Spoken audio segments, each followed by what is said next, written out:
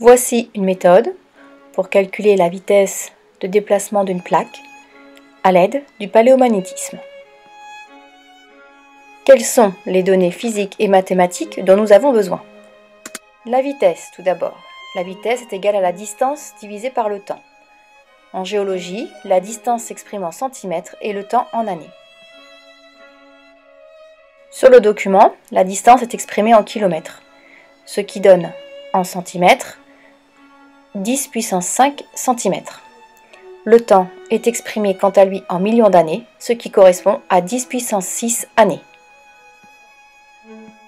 La référence pour calculer la vitesse sera la dorsale. Je commence par repérer l'axe de la dorsale sur les 3 documents fournis.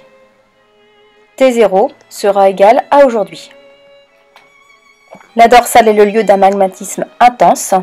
Le basalte sort de chaque côté de la dorsale, à droite et à gauche sur ce schéma. Je peux donc repérer les 2 plaques en expansion, la numéro 1 et la numéro 2, qui sont chacune d'un côté de la dorsale. Le travail suivant sera effectué uniquement pour la plaque numéro 1. De la même manière que nous avons repéré la dorsale sur les 3 documents, nous pouvons repérer la plaque numéro 1 sur les 3 documents. Je choisis ici de raisonner sur l'inversion magnétique ayant lieu il y a 2 millions d'années. Cette inversion magnétique ayant lieu il y a 2 millions d'années correspond à une distance à la dorsale de 38 km.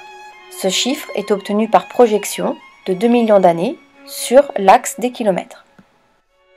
Il est maintenant possible d'utiliser la formule V égale D sur T avec les valeurs réellement mesurées sur les documents, sans oublier de transcrire les distances de kilomètres en centimètres et les années de millions d'années en années.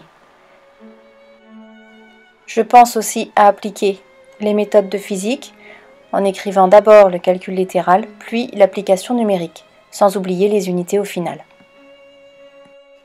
Il est possible d'en déduire la vitesse totale d'ouverture de la dorsale. Le basalte s'écoule de chaque côté de la dorsale. La vitesse d'ouverture totale de la dorsale correspond donc à la vitesse de déplacement de la plaque 1 plus la vitesse de déplacement de la plaque 2. Une application numérique avec les valeurs obtenues précédemment est alors possible. N'oubliez pas les unités.